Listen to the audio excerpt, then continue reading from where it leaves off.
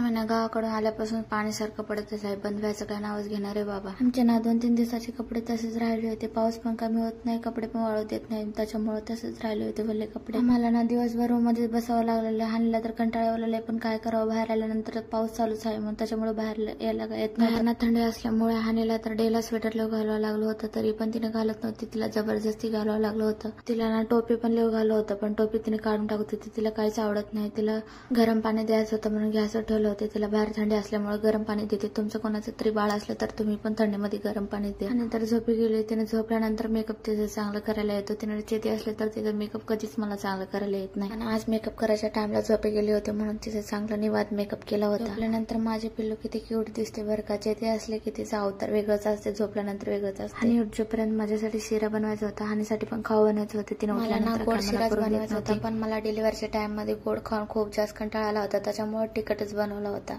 माझा तर शिरा झाला होता, प्लेटमध्ये गेलं होतं, पण इकडे हानीचं खाऊ शिजत होतं. त्याच्यासाठी तिने उठल्यानंतर तिला पण चारवायचं होतं. हानीची पण झोप झाली होती. हानी पण उठली होती, तिला चारवलं होतं. त्यानं चारवल्यानंतर चांगलं खेळून घेते म्हणून तिला खाली सोडलं होतं खेळण्यासाठी. मी ना गावाकडून येत्या वेळेस बटरफ्लायचे स्टिकर आणले होते, ते ना भीतीला लावायचे होते म्हणून त्याच्यासाठी आणलं होतं. मला ना भिंतीवर लावल्यानंतर दाखवते. तुम्हाला कसे वाटले तुम्ही कमेंट करून मला नक्की सांगा. आज ना संध्याकाळी स्वयंपाकाला चपाती भात भाजी करायचं होतं म्हणून त्याच्यासाठी आज जल्दी स्वयंपाकाला स्टार्ट केले होते. पण माझ्या मॅडमचा मूड कधी बदलायचं काय कळणार म्हणून त्याच्यासाठीच भिवून जल्दी स्वयंपाक करावा लागतो. भात पण झाला होता, गॅसवर भाजी ठेवले होते शिजण्यासाठी. फक्त चपात्या करायचं राहिलं होतं, चपात्या पण केलं होतं, पण हानीसाठी पण करायचं होतं. आम्हाला जे खायचं असते तिला पण तेच खायचं. जर आम्ही जे खाल्लेले तिला देण्या गेलं तर तिचं रड चालूच होते, त्याच्यामुळे तिला आम्ही खाल्लेले ते थोडं तर द्यावंच लागते.